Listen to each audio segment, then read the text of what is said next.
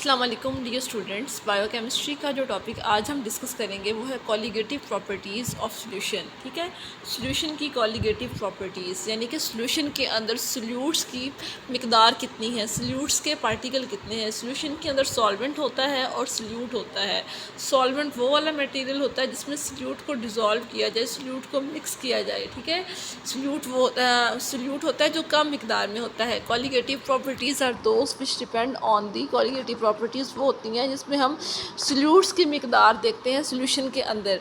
Following 4 changes in the colligative properties are seen as the number of particles increase.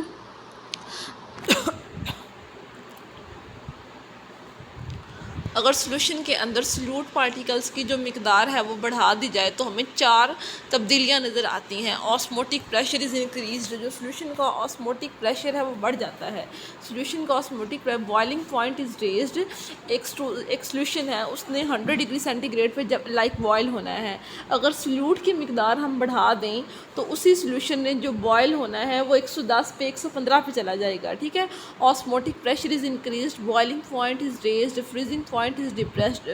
Freezing point जो होता है वो कम हो जाता है। ठीक है, फ्रीजिंग पॉइंट कम हो जाता है, चीज़ें जल्दी से फ्रीज हो जाती हैं। Vapour pressure is decreased, vapour pressure भी कम हो जाता है। ठीक है, एक चीज़ है हम उसको जब बॉयल कर रहे हैं, ठीक है, तो अगर तो वो सॉल्यूशन ही होगा तो वो जल्दी से एवेपोरेट होता रहेगा, लेकिन अगर उसके अंदर कुछ सॉलिड पार्टिकल्स हैं या सॉल्यूट्स हैं तो वेपर प्रेशर जो है उसका ऑटोमेटिकली डिक्रीज़ हो जाएगा। नेक्स्ट है एड्जॉर्प्शन।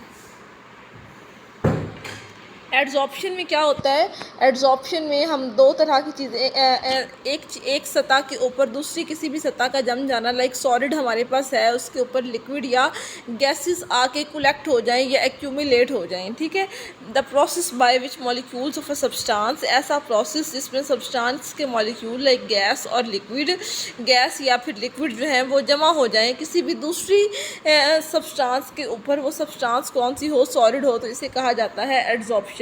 ठीक है, इसे एड्जॉर्प्शन कहा जाता है। कंडेंसेशन और adhesion of a gas, vapour, liquid और dissolve substances on the surface of solid और liquid is called adsorption. Solid या लिक्विड सरफेस के ऊपर गैस या लिक्विड मॉलिक्यूल्स का जमा होना, इसे हम एड्जॉर्प्शन कहते हैं।